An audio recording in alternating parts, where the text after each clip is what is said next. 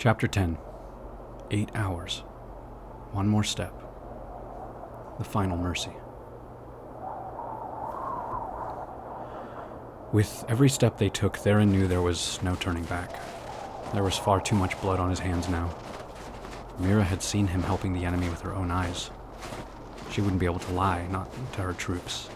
And even if she did, his people would still send others looking for, at best, answers after losing so many men, and at worst, retribution.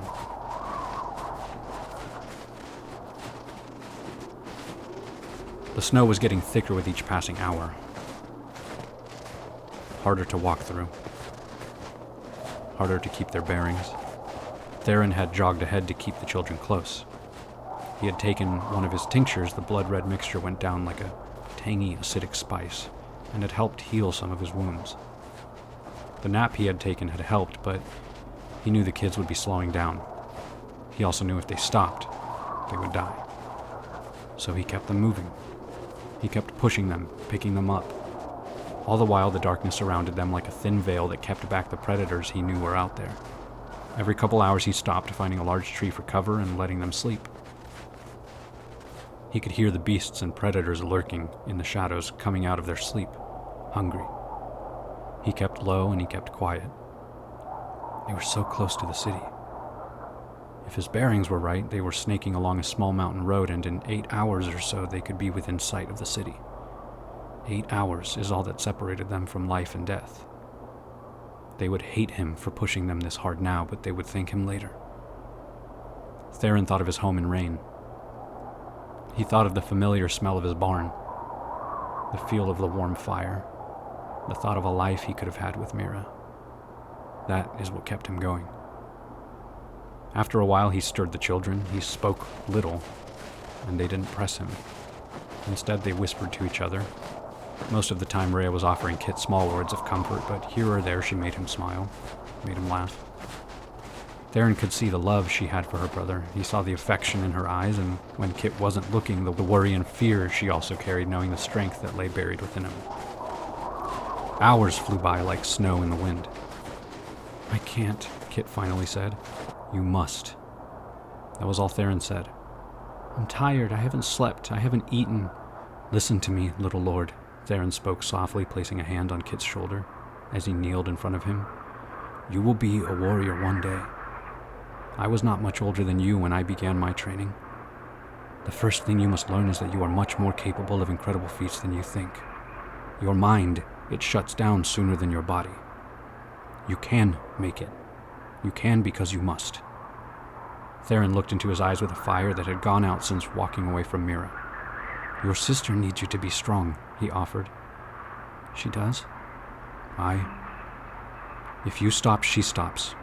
And if you both stop, I have to stop. And if we all stop, we die," he warned. "We're almost there. Soon we will be cresting over these white hills, out of the forest and into a rising sun with your great city in the distance.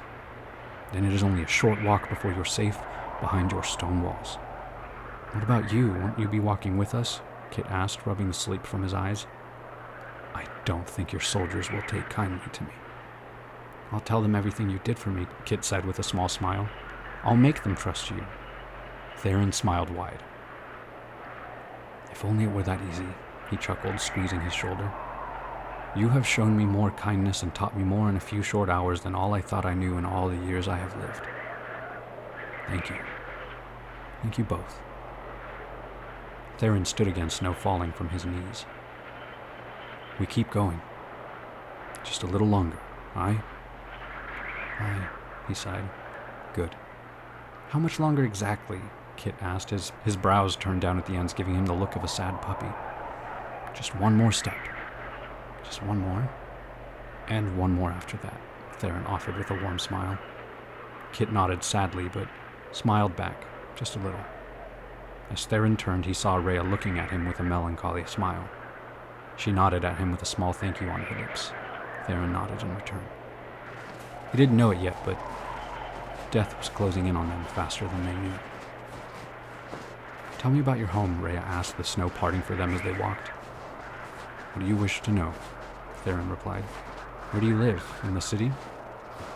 I do, just outside. He gave her a sideways glance. He noticed the way her mind seemed to be turning. He wondered what she must be thinking. Do you miss it? I do, he replied softer now. He didn't wait for her to prompt him. My home is not unlike yours, although yours is probably much bigger, he laughed. Have you ever been to Alara? She cried a little more. Yes. Not as a visitor. Oh, she contemplated. I think you'd like it, she said after a moment. I'm sure I would, he sighed. Do all of you live in the same place? We live across the country. We come to the palace when we are called, but when we're not needed, we have our homes and land given to us by the Queen. When was the last time you were home? More than a year ago now. Seems we're always needed, he jested, but there was a heaviness in his voice. You told me earlier that there were others coming after us. Worse than you. She paused. He waited. Do they also live with you? Our country is small. It's not the vast kingdom it once was. The ones who are hunting us live across the country. They're few in numbers, but great in strength. Can you tell me about the ones who are coming after us? Rhea asked meekly. Assassins.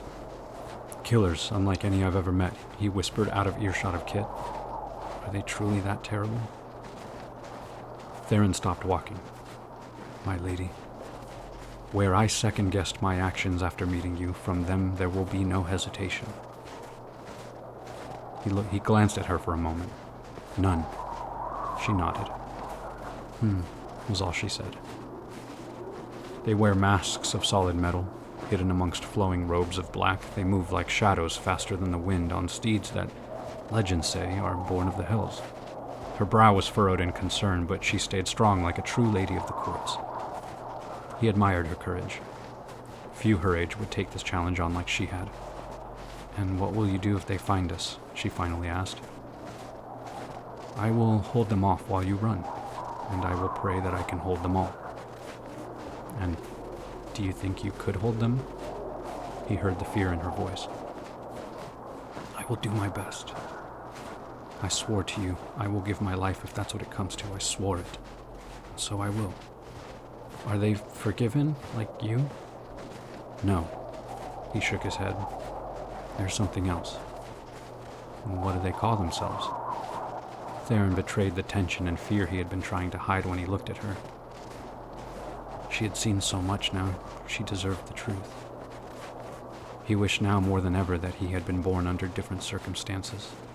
He wished he had been born a normal citizen of Rain with no gift, no curse, just a farmer. But as he pondered this thought, he wondered how different the last few hours would have been in that world. Would the Forgiven have attacked the caravan tonight?